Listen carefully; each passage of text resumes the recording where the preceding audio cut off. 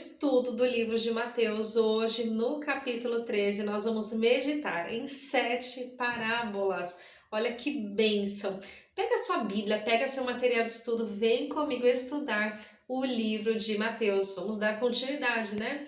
Então, aqui no capítulo 13, nós vamos meditar em 7 parábolas. Eu já vou falar quais são as 7 parábolas que nós temos neste capítulo, que são a parábola do semeador, a parábola do joio, a parábola do grão de mostarda, a parábola do fermento, a parábola do tesouro escondido, a parábola da pérola e a parábola da rede. Então são 7 parábolas, umas maiores, outras menores, mas todas com grande significado. Vamos lá?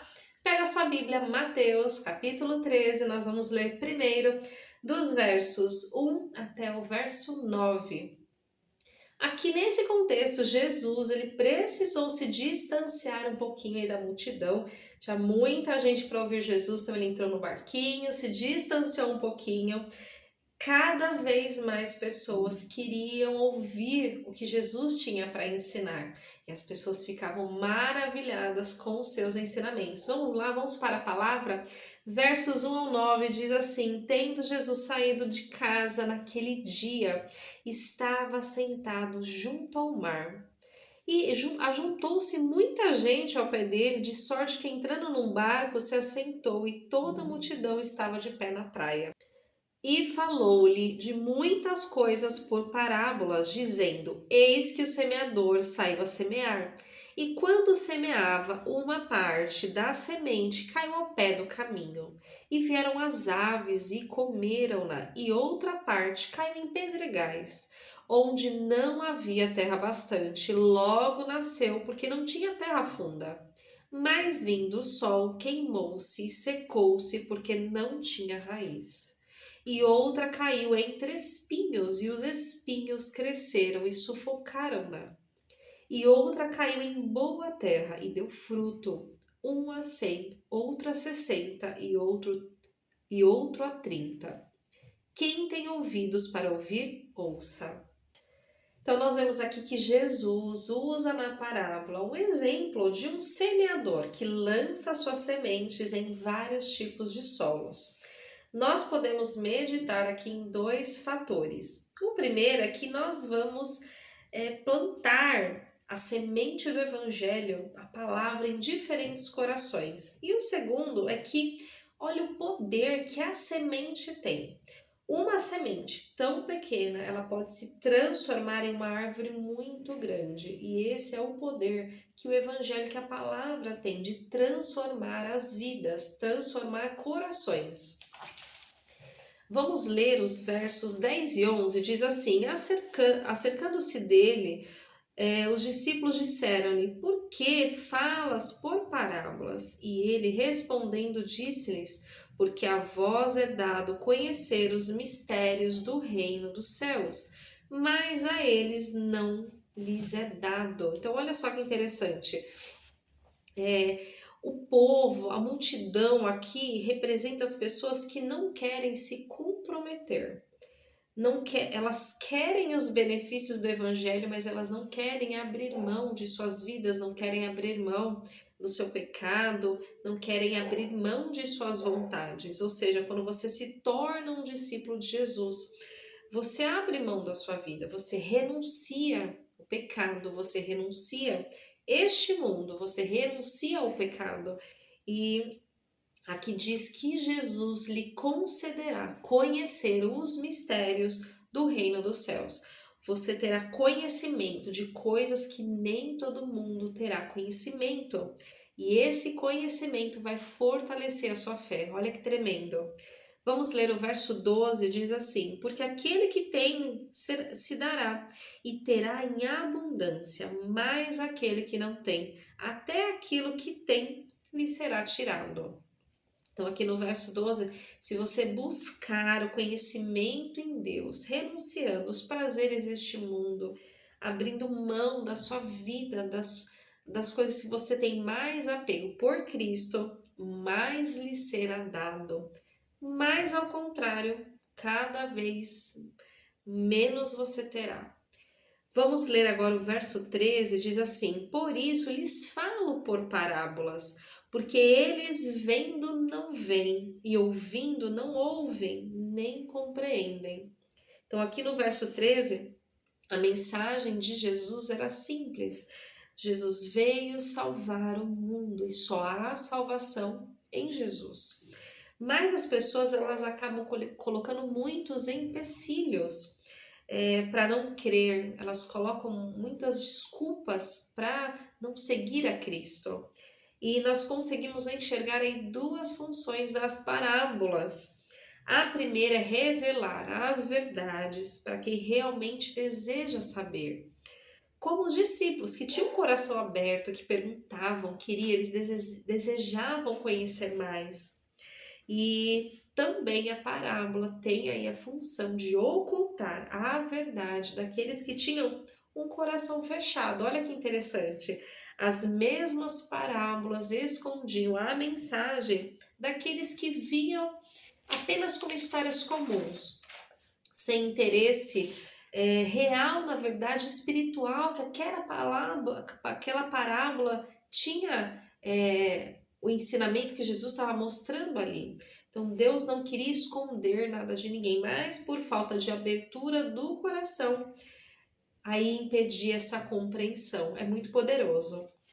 Vamos ver agora os versos 14 e 15, diz assim: E nele se cumpre a profecia de Isaías, que diz: Ouvindo ouvireis, mas não compreendereis, e vendo vereis, mas não percebereis, porque o coração deste povo está endurecido. Lembra, coração obstinado, e ouviram de mau grado com seus ouvidos, e fecharam seus olhos, para que não vejam com os olhos, e ouçam com os ouvidos, e compreendam com o coração, e se convertam, e eu os cure.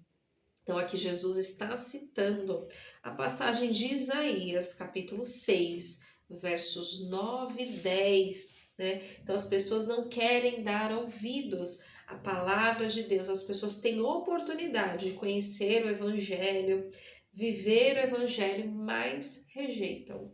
E essas pessoas, como fala a palavra, serão condenadas.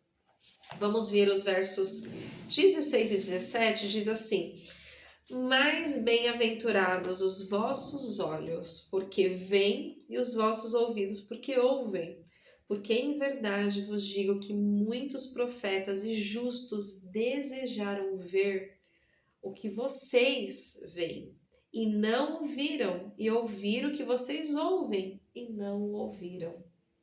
Os discípulos tiveram grande oportunidade de caminharem com Jesus, de serem ali testemunhas oculares de Jesus. E muitos profetas profetizaram sobre o Messias. Só que apenas esses apóstolos, eles tiveram aí a felicidade, eles foram aí bem-aventurados de viverem tudo isso ao lado de Jesus. Vamos ver os versos 18 até o 23, diz assim: Ouvindo alguém a palavra do reino e não a entendendo, vem o maligno e arrebata o que foi semeado no seu coração. Este é o que foi semeado ao pé do caminho. Aqui Jesus explica a parábola.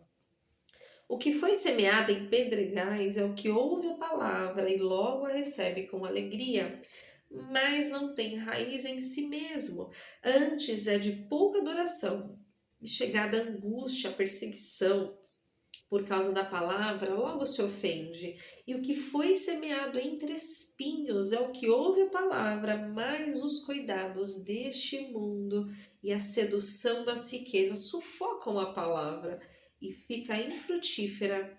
Mas o que foi semeado em boa terra é o que ouve, compreende a palavra, dá fruto e produz 100, outro 60 e outro 30. O que nós aprendemos com essa explicação de Jesus? Para a gente não esquecer mais, nós precisamos entender a palavra, entender e fixar ela na nossa mente, no nosso coração. Isso em todo o tempo, em qualquer tempo. Aqui diz também que a empolgação, ela não serve para nada, porque é necessário profundidade. É necessário estar com os pés firmados na rocha. Se a palavra deixar de ser prioridade na vida da pessoa, ela vai sair do foco, ela não vai produzir frutos. O que entende a palavra e tem os seus pés firmados na rocha, firmados em Cristo, tem a palavra como prioridade, esse sim produzirá frutos. Uns vão produzir 30, outros 60 e outros 100. Cada um vai produzir uma quantidade diferente, mas todos produzirão bons frutos.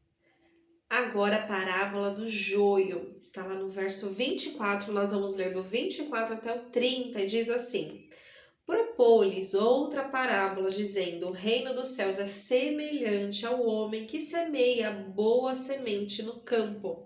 Mas dormindo os homens, veio seu inimigo e semeou o joio no meio do trigo e retirou-se. E quando a erva cresceu e frutificou, apareceu também o joio. E os servos do pai de família, indo ter com ele, disseram: Senhor, não semeaste tu no teu campo a boa semente? Porque tem joio então?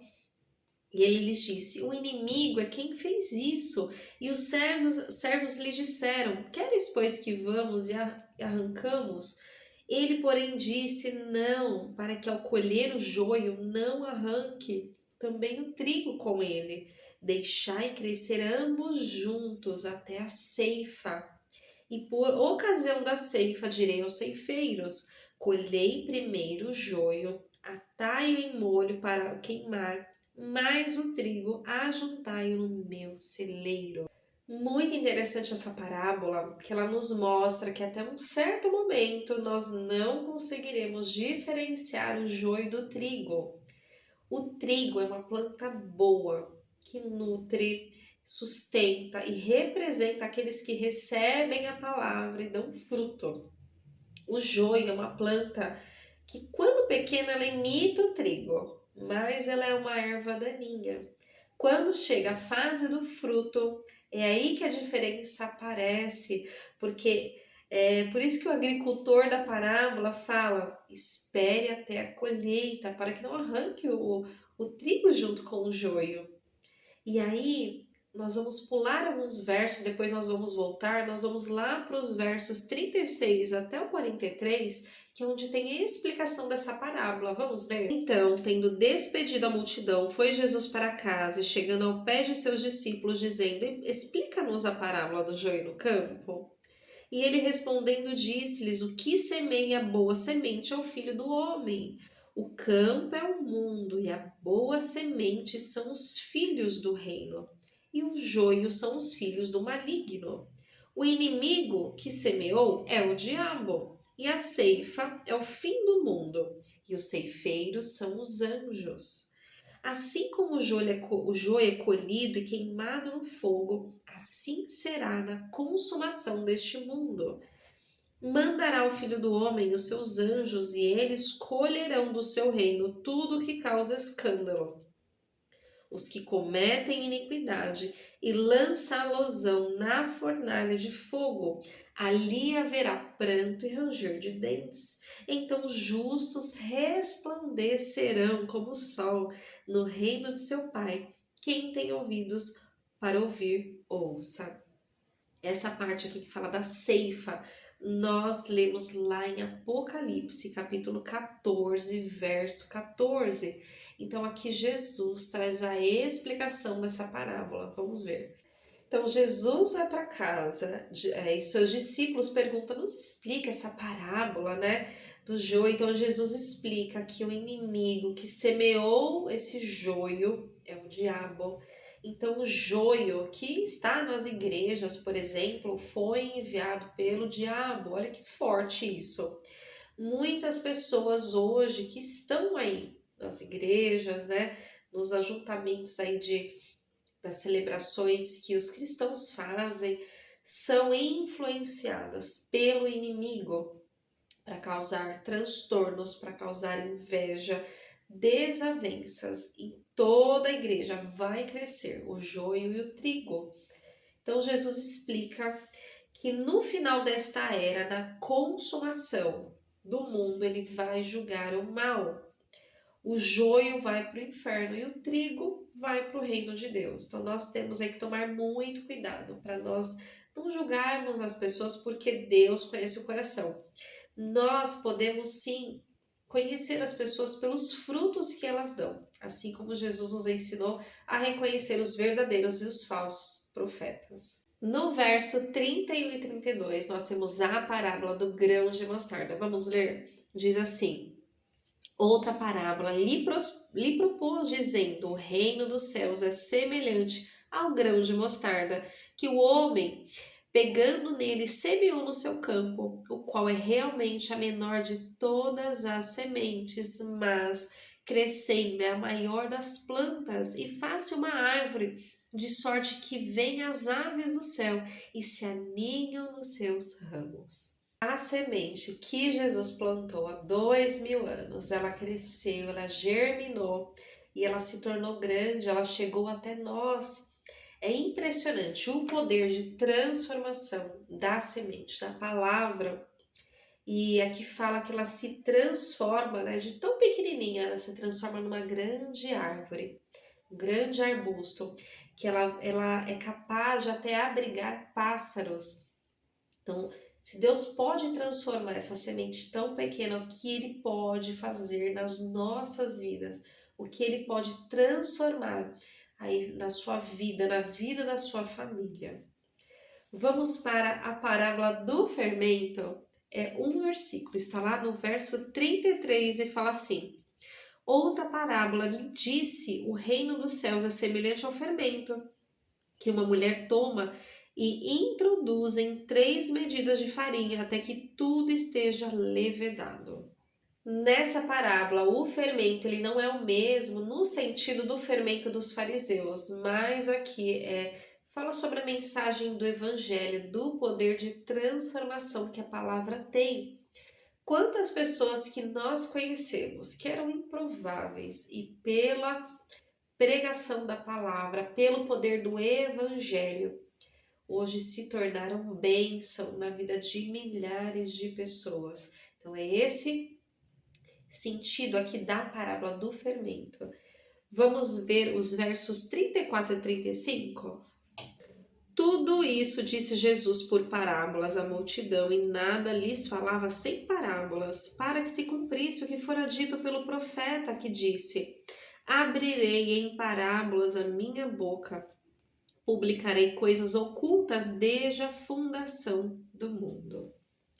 Então Jesus explicava às multidões por meio de parábolas, mas para os seus discípulos ele aprofundava o conhecimento da palavra. E olha só que interessante, aqui cita, Mateus fala de um profeta, mas ele não está falando de um profeta como Isaías, Jeremias, ele está citando aqui Asaf, o salmista. E olha só que interessante, lá no Salmo 78, verso 2, é o que Mateus está citando, que fala assim: abrirei a minha boca numa parábola e falarei enigmas da antiguidade.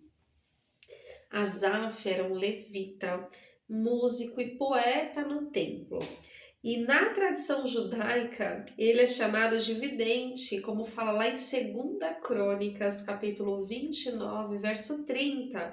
Por isso que Mateus pode ter enquadrado aí o seu texto como uma profecia, mesmo ele não sendo um profeta clássico. Essa profecia se cumpre, mostrando que Jesus, ele usava parábolas para revelar as verdades profundas.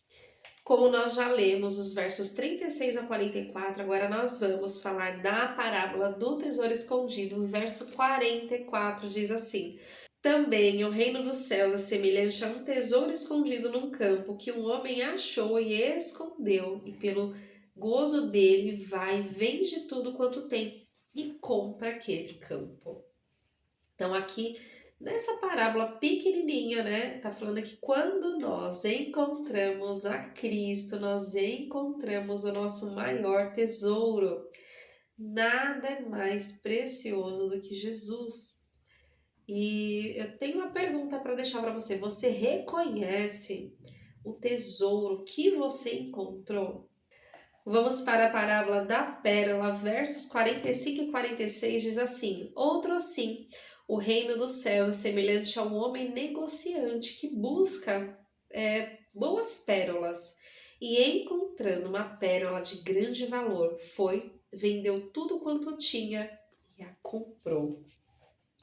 Muitas pessoas procuram a vida toda um motivo real para sua felicidade, para preencher aquele vazio que muitas vezes consome a pessoa, mas esse vazio, essa felicidade só pode ser preenchida por essa pérola que é Jesus. Vamos para a última parábola, a parábola da rede, versos 47 a 50, que diz assim: Igualmente, o reino dos céus é semelhante a uma rede lançada ao mar e que apanha toda a qualidade de peixes e estando cheia, a puxam para a praia e assentando-se apanham cestos bons. Os ruins, porém, lançam fora.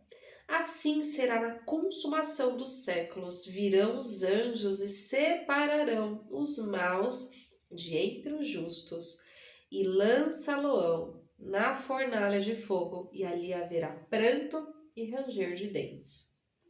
Então, essa última parábola nós vemos aí que fala sobre o julgamento final. A rede que cita aqui, ela traz muitos peixes. E os peixes são as pessoas. Muitos peixes desses que são apanhados, eles não vão querer carregar a sua cruz, não vão querer se dedicar a Jesus, abrir mão da sua vida por Cristo. Na rede vão ter peixes bons e peixes ruins, né? E mais uma vez cita aí a questão do julgamento, onde serão separados os bons dos maus. Versos 51 e 52 diz assim: E disse-lhe Jesus: Entendestes todas estas coisas? Disseram-lhes eles: Sim, Senhor. E ele lhes disse: Por isso todo escriba instruído acerca do reino dos céus é semelhante a um pai de família que tira o seu tesouro, coisas novas e velhas. Então aqui Jesus quer saber se os seus discípulos entenderam tudo aquilo que Jesus ensinou para eles, para que o inimigo não roube deles. Aqui também fala sobre o pai de família. Tudo o que o mestre da lei sabe é muito bom, mas ele precisa aplicar da forma correta. O que é aplicar da forma correta? Aplicar à luz da nova aliança, à luz dos ensinamentos de Jesus, porque Jesus ele veio trazer a correta interpretação da lei. Vamos finalizar versos 53 até o 58, diz assim: E aconteceu que Jesus, concluindo essas parábolas, se retirou dali e, chegando à sua pátria, ensinava-os na sinagoga deles. De sorte que se maravilhavam e diziam: De onde veio esta sabedoria, estas maravilhas? Não é este o filho do carpinteiro? E não se chama sua mãe Maria, seus irmãos Tiago, José, Simão e Judas? E não está entre nós todas as suas irmãs? De onde lhe veio, pois, tudo isso? E se escandalizavam nele. Jesus, porém, lhes disse: Não há profeta sem honra a não ser na sua pátria e na sua casa. E não fez ali muitas maravilhas por causa da incredulidade deles. Nós vemos aí que aqueles que se diziam bons entendedores da lei não reconheceram o Messias. E Jesus termina falando que não fez mais maravilhas, mais milagres por conta da incredulidade deles. Então nós vemos, ele fala, né, do profeta, não há profeta sem honra a não ser na sua própria pátria. Muito triste, né? Na sua própria pátria não ser reconhecido. O Messias que eles tanto aguardavam estava ali, realizando prodígios, milagres e maravilhas, e eles não reconheceram. Que estudo tremendo, que palavra abençoada. Quantas parábolas, 7 parábolas, quantos ensinamentos Jesus nos trouxe. Que você possa continuar meditando nessas 7 parábolas, degustando aí a palavra, o banquete que o Senhor tem na sua palavra. deixa seu like, compartilha esse estudo com mais alguém, deixa aí nos comentários o que você aprendeu, se você conhecia essas 7 parábolas. Fiquem com Deus e até o próximo estudo.